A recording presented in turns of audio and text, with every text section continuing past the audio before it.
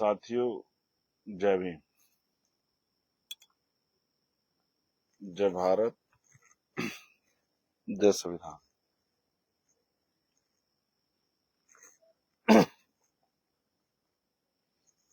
आशा करता हूं कि आप सब अच्छे होंगे और मेरी आवाज आपको आ रही होगी। प्यारे साथियों, एक महत्वपूर्ण लाइव के लिए मैं आपके बीच में हूं, और वो जो महत्वपूर्ण लाइव है वो लाइव मैं उस स्थान से कर रहा हूं जहां ऊपर एक शानदार, आप देखेंगे तो बाबा साहब अम्बेडकर की स्टैचू आपको दिखाई देगी। देखिए, संविधान बनाने वाले की स्टैचू के नीचे बैठ के संविधान बचाने की लड़ाई हम लोग लड़ रहे हैं। ये बड़ी महत्वपूर्ण जगह है, देश की संसद है, और इस संसद में बिल्कुल जो मेरे सामने परिसर है वो परिसर है पुरानी संसद का। वही पुरानी संसद जिसमें बैठ के बहुत सारे कानून बने, जिसमें राइट टू एजुकेशन भी बना था,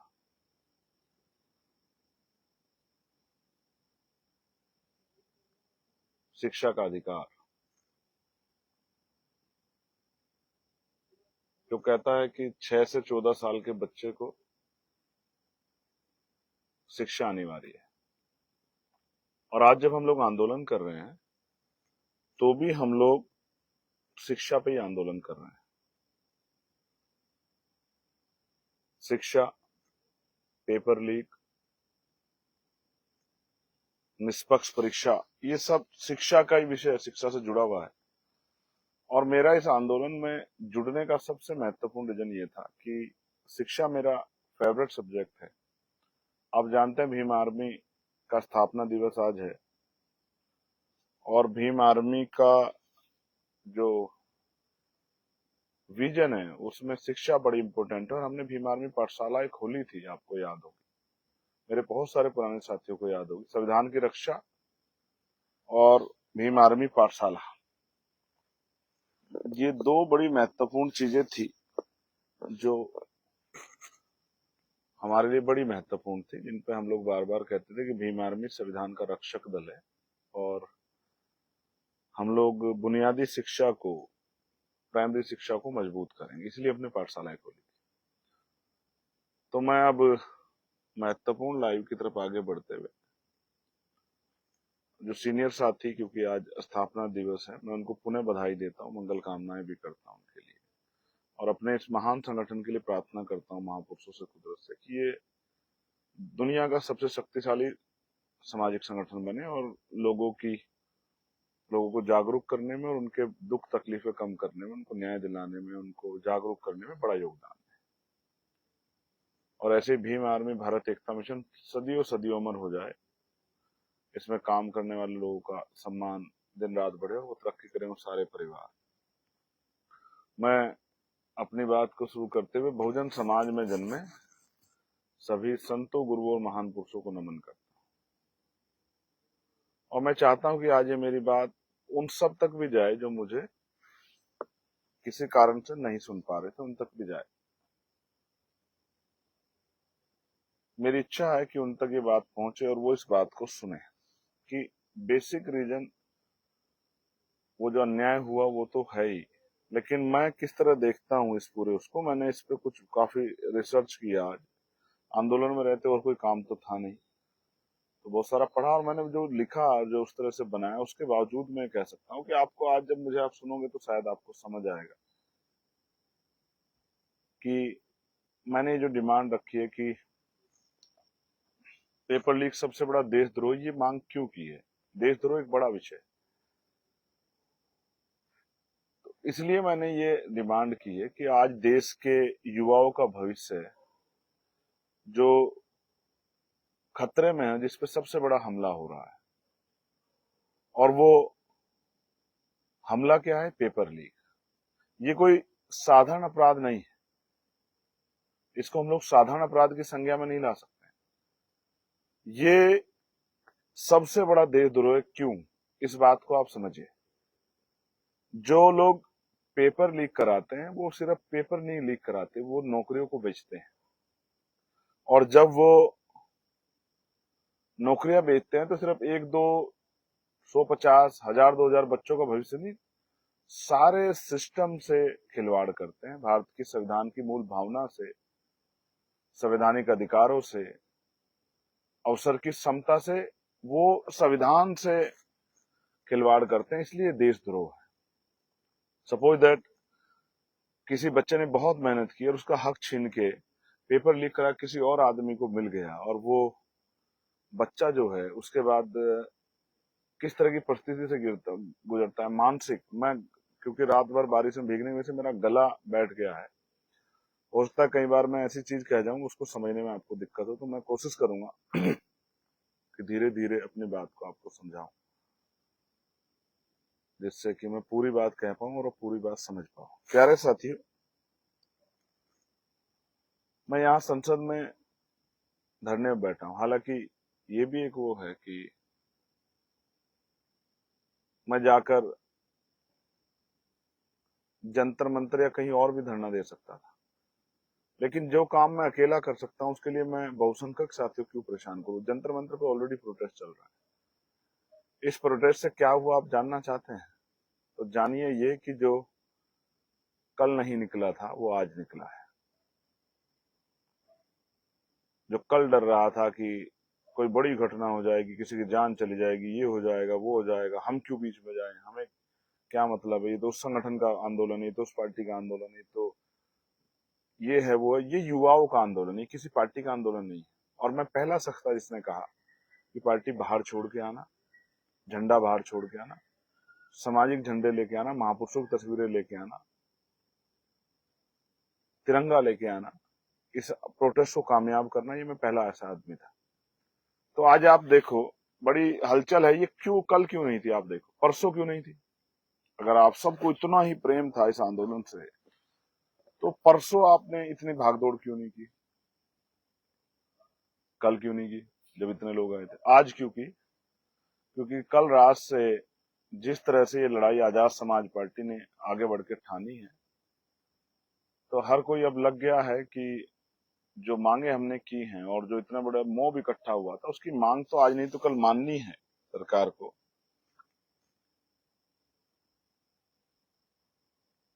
लेकिन अब सरे की भी होड़ लगी है कि हमें भी सरे मिल जाए। मिलना चाहिए सब लोग को, जो 1 इंच भी चलेगा उसको भी सरा मिलना चाहिए। बस मुझे सरे की आवश्यकता नहीं है। मैं उन बच्चों की, अब भी मेरी आंखों में वो दर्द घूम रहा है जब उनके सर फटे, वो फटे सर से मेरी तरफ दौड़ेगी, भैया लाठीचार्ज हो गया, खून टपक रहा था। कल इस सरकार के इशारे पे पुलिस ने, और पुलिस के साथ कुछ ऐसे लोग जो वर्दी में नहीं थे, उन्होंने खून की होली जैसा कुछ कार्यक्रम किया, होली खेलने वाला खून। और मुझे तकलीफ है, जो वीडियो मैंने आज पोस्ट भी की है, जिस तरह से बेटियों के साथ, मैं वर्दी का इतना सम्मान करता हूं, लेकिन जिस तरह की हिंसा हुई, अपमान हुआ, जिस तरह से उनके प्राइवेट जो है स्थानों पे उनको जो है डंडे मारे गए, वो वीडियो में दिख रहे हैं। जिस तरह से उनको थप्पड़ मारे गए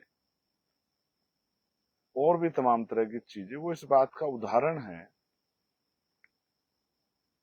कि ये जो कुंठित मानसिकता है महिलाओं के प्रति, ये अच्छी नहीं। और आपस में मतलब प्राइवेट जगह डंडा मार के महिलाओं को, बेटियों को, और मुस्कुरा रहे हो आपस में, वो वीडियो भी मैंने देखी।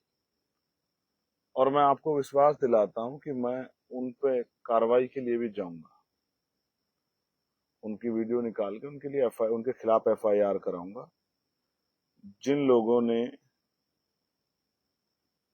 ये किया है, क्योंकि वो उनके चेहरे आ रहे हैं, और ये दिल्ली है, देश की राजधानी, यहाँ एफआईआर लिखी जाएगी। ये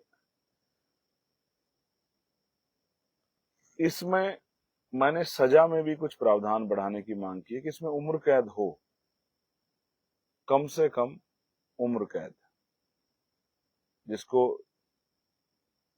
क्योंकि आजकल पैसे वाले लोग जो भ्रष्टाचार करते हैं वो आसानी से निकल आते हैं बाहर। ये खतरनाक है। तो इसलिए मेरी मांग है कि इसको, जैसे आज देश के प्रधानमंत्री ने, आपके बैठने का इतना असर है कि आप प्रधानमंत्री जी ने भी आज कहा और कल के प्रोटेस्ट का कि भाई जो है हम लोग इस पे नीट पे बड़ा काम करेंगे, पेपर लीक को ये करेंगे, सब चीजें युवाओं के भविष्य खिलवाने की, ये सब बोलना पड़ रहा है क्योंकि नौजवान जाग रहा है। बात दूर तक जा रही है। आज इंदौर में प्रोटेस्ट चल रहा है, मेरी बच्चों से बात हुई थी।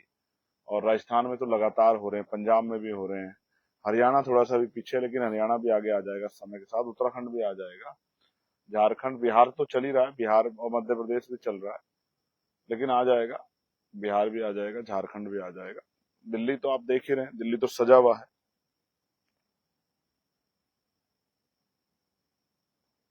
उनको जो सजा है वो, उसमें किसी भी तरह की छूट ना हो,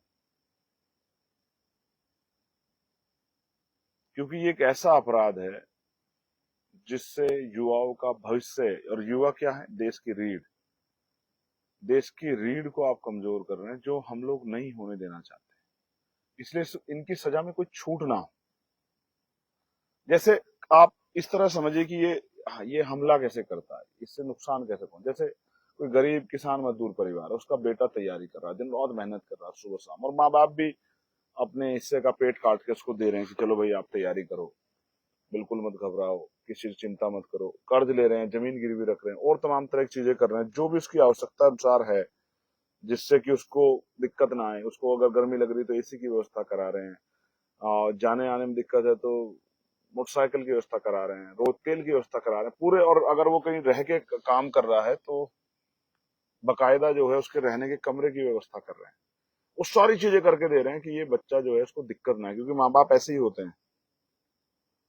और माँ, गरीब परिवार ये सोच रहा है, वो मजदूर किसान परिवार, कि भाई कल मेरा बेटा डॉक्टर बनेगा, या एक्स वाई जेड कोई भी पेपर लीक हो जाए, डॉक्टर, इंजीनियर बनेगा, वकील बनेगा, जज बनेगा, आईएएस बनेगा, आईपीएस बनेगा, पीसीएस बनेगा, कुछ भी उस तरह की डेजिग्नेशन जिस पर जाएगा वो, और खुश है, सपने देख रही है माँ की, जितनी बन के आएगा उस दिन मेरे गरीबी के दिन बदलेंगे, चूल्हा हटेगा, गैस आएगा, मेरे कमरे में भी एसी आएगा, मुझे कहीं घूमने का मौका मिलेगा, इसकी बहन की शादी है, ये कुछ मदद करेगा, हाथ बटाएगा, तो इसके पिता का भार कम होगा। ये उनके मनों में सपने चल रहे हैं। बहन के मन में भी चल रहे हैं कि अगर भैया कहीं अच्छी जगह कामयाब हो जाएगा, या भाई के मन में चल रही है कि बहन कामयाब हो जाएगी, तो वो आगे उसकी पढ़ाई में, उसके रोजगार में, उसके लिए कुछ रोज व्यापार करने में कुछ हाथ बटाएगी। तो एक दूसरे से सपने कनेक्ट है। पिता के मन में भी सपने हैं कि मैंने पूरी जिंदगी मेहनत करते करते काट दी, अगर मेरा बच्चा कामयाब हो जाएगा तो मैं भी अब इस शरीर को जो थक गया, बूढ़ा हो चला है, तो भाई मैं भी अब आराम करूंगा थोड़ा सा, और तीर्थ तीर्थ जाऊंगा घूमने, कहीं रिश्तेदारी में समय दूंगा, या कुछ घूमूंगा फिरूंगा, मतलब जीवन के कुछ अच्छा समय बिताऊंगा। और अचानक से पता लगता है एक दिन आपको कि पेपर लीक हो गया है। अब वो जो सारा सपना, उस बच्चे का भी सपने होते हैं, कई बार प्रेम विवाह के सपने होते हैं, कई बार और बहुत सारे सपने होते हैं, कई बार अच्छी जिंदगी जीने के सपने होते हैं, कई बार गाड़ी और तमाम तरह की चीजें लेने के, अच्छा घर बनाने के सपने होते हैं, बहुत सपने होते हैं। और सपने से आगे भी सपने होते हैं, वो सारे सपने खत्म, वो सारी मेहनत बेकार, और मायूसी छा जाती है पूरे परिवार के ऊपर। और वो बच्चा जिसने, हो सकता है पिछले कुछ दिनों पेपर की वजह से सो के भी ना देखा हो, परिवार ने किस तरह कष्ट सहे हो, अब वो टूट गया है बिल्कुल कि भाई ये तो गलत हो गया, बहुत अच्छा पेपर हो गया था, ये बहुत अच्छी तैयारी थी, अब दोबारा मुझसे नहीं होगा, इतनी रातें नहीं जाग सकता मैं एक साथ, इतनी मेहनत नहीं कर सकता, वो टूट गया है। और ये दर्द एक परिवार का नहीं है, ये लाखों करोड़ों परिवार का दर्द है जो मैं आपसे बयां कर रहा हूं। जैसे खाली नीट के एग्जाम को देख देंगे तो 40 लाख बच्चे। इसलिए ये बात मैं आपके सामने रख रहा हूं कि हम जो, ये जो सुसाइड हुए हैं 21-22 जो सुसाइड हुए, कैसे हुए सुसाइड, क्या कारण हुआ? क्योंकि उन बच्चों में निराशा आ गई थी, आशा नहीं बन पा रही थी। लग रहा है कोई दूसरा अटेम्प्ट है, कोई तीसरा अटेम्प्ट, नहीं भाई अब नहीं करूंगा, अब नहीं हो पाएगा, गलत हो गया भाई, अब नहीं मेहनत कर सकता, ये तो हर बार का काम है, 24 में लीक हो गया, 26 में लीक हो गया। इसलिए मैं बार बार कह रहा हूं कि इसके जिम्मेदार शिक्षा मंत्री,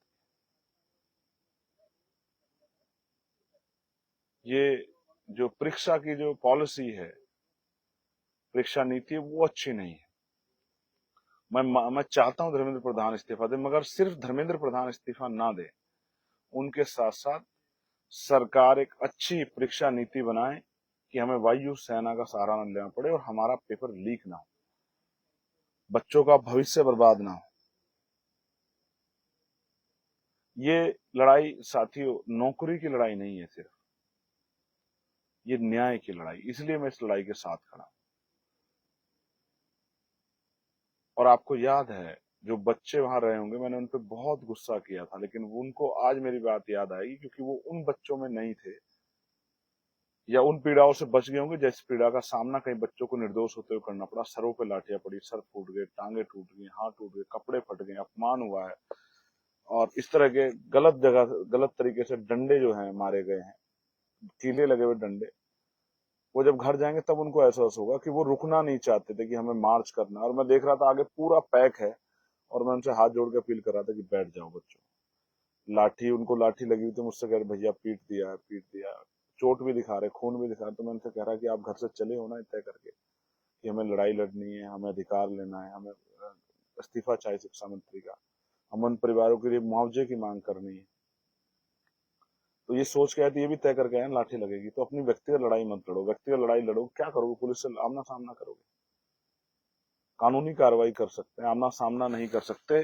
दूसरा, अगर हम आमना सामना करेंगे तो हमें गोली भी मारना आसान हो जाएगा।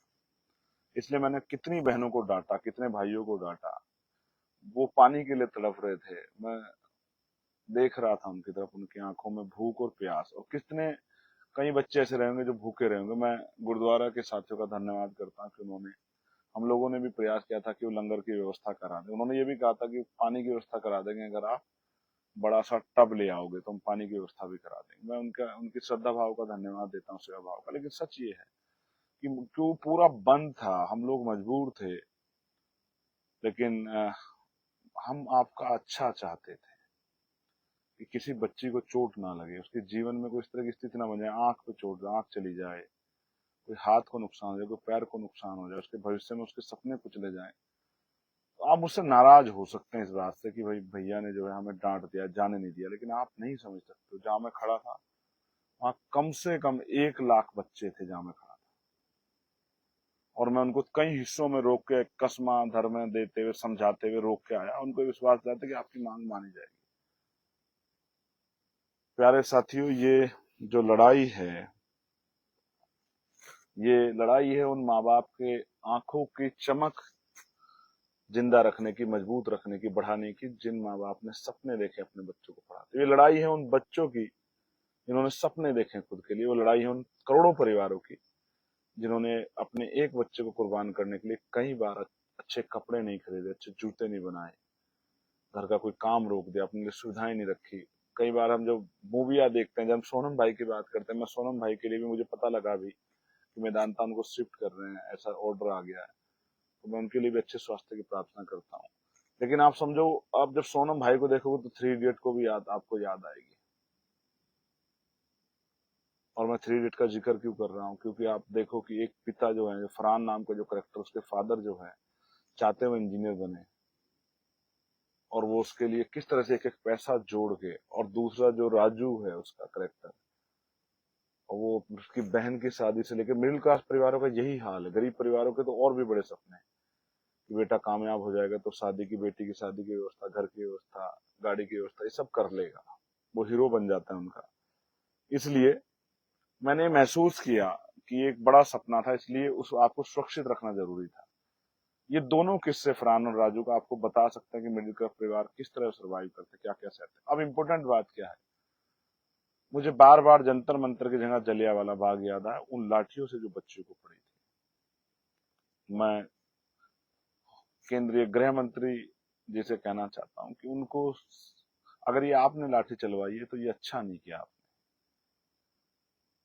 ये भूलेगा नहीं नौजवान। और अगर आपके संज्ञान में नहीं थी तो जिसने चलाई है उन पर कार्रवाई कीजिए। दोनों तरफ फैसला आप ही के हाथ में। लेकिन देश का नौजवान आज देख रहा है आपकी तरफ कि आप क्या कर रहे हैं। तो आपने संवाद में देरी की, इस वजह से सब हुआ। इसलिए आप बराबर के दोषी हो, सरकार के, पूरी सरकार दोषी। अगर संवाद करते तो ये दिन नहीं देखना पड़ता। कितने बच्चों को चोट दी, मुझे पुलिस के भाइयों की चोट की तकलीफ है, मुझे उन बच्चों की भी चोट की तकलीफ है। इस सबसे इंपॉर्टेंट बात कि ये लड़ाई अब निर्णायक तरफ चलेगी, आगे बढ़ेगी। तो मैंने तय किया कि हम लोग देश भर में 25 तारीख को सभी जिला मुख्यालयों पे ज्ञापन देंगे पेपर लीक की घटना को, और जो दिल्ली में लाठीचार्ज हुआ उस घटना को भी उससे जोड़ते हुए, उस हिंसा को जोड़ते पूरे देश भर में जहां जहां हमारे कार्यकर्ता, मैं अपने भीम आर्मी के साथियों से भी अपील करूंगा, जहां जहां उनका संगठन है, मैं अध्यक्ष जी से, राष्ट्रीय प्रभारियों से, सब प्रदेश अध्यक्षों की, वो सब मिलके, बाकी वो उसको बड़े पैमाने पर अपने आप ब्रीफ कर देंगे, सब लोग सब समझदार हैं, सभी जिला मुख्यालयों पर ज्ञापन दें एकजुट होकर। देश के नौजवान जो 51% है उनको इस पीड़ा से निकालने के लिए, उनकी मदद करने के लिए। और उत्तर प्रदेश में हम लोग इसमें मौलाना जोहर यूनिवर्सिटी, क्योंकि वो भी एजुकेशन से जुड़ा विषय है, उसको भी हम लोग इसमें जो है ज्ञापन में ऐड करेंगे। क्योंकि उस यूनिवर्सिटी को भी सिर्फ इसलिए तोड़ा जा रहा है कि कोई उस गरीब यूनिवर्सिटी से कोई गरीब बच्चा डॉक्टर, इंजीनियर, IAS, IPS, वकील, जज ना बन जाए। शिक्षा के खिलाफ है ये सरकार, इसलिए 94,000 स्कूल बंद किए इसने। इसलिए निर्णायक ये कि 25 तारीख को हम लोग, क्योंकि मैं देख रहा हूं जिस तरह सरकार का रुख है, ये वहां 30 दिन तक इन्होंने वार्ता नहीं की है। ये छोटे नहीं होना चाहते, ये ईगो में रहना चाहते हैं, ये आंदोलन की गरिमा को गिराना चाहते हैं, ये कमजोर करना चाहते हैं, ये चुप्पी रखना चाहते हैं, ये दिखाना चाहते हैं कि हम बहुत ताकतवर, लेकिन इनको ये नहीं पता कि आप हमेशा ताकतवर नहीं रहोगे। इसलिए हमने तय किया है कि 25 तारीख को हम लोग सभी जिला मुख्यालयों पर ज्ञापन देंगे। ज्ञापन की सूची, ज्ञापन का प्रारूप आपके पास पहुंच जाएगा प्रदेश वाइज। आपने मुझे सुना, मैं आपका आभारी हूँ। मैं आपके मंगल कामनाएं करता हूँ। जो बच्चे घायल है उनके अच्छे स्वास्थ्य के लिए, और जो बच्चे घर नहीं पहुंचे, जैसे मेरे पे कहीं सूचना आई थी, ऐसी कहीं भी तो हमें बताइए, हम उसकी जानकारी करेंगे। लेकिन हम हमेशा युवाओं के साथ हैं, ये बात मैं आपको बताना चाहता हूँ। राजनीति से ऊपर उठे और ये आंदोलन आपका मजबूत हो, सरकार पर जल्दी सोचे, इसलिए हम लोग जो है 25 तारीख को ज्ञापन देंगे। पूरी तैयारी का सभी जिला मुख्यालय। धन्यवाद। जय भीम, जय भारत, जय संविधान, जय मंडल, जय जोहार, जय जवान, जय किसान, जय लोकतंत्र, जय विज्ञान। मैं आपका भाई चंद्रशेखर आजाद, हमेशा आपके साथ। और अभी मैंने बताया कि हम लोग कहाँ हैं, वो जगह है बड़ी ऐतिहासिक जगह, जहाँ ये स्टैचू ही अपने आप में दुनिया में बड़ी प्रचारित प्रसारित है, बाबा साहब अम्बेडकर की। बस इसी के नीचे बैठ के और आप की लड़ाई को, अपनी लड़ाई को मजबूत करने के लिए संघर्ष करें। धन्यवाद।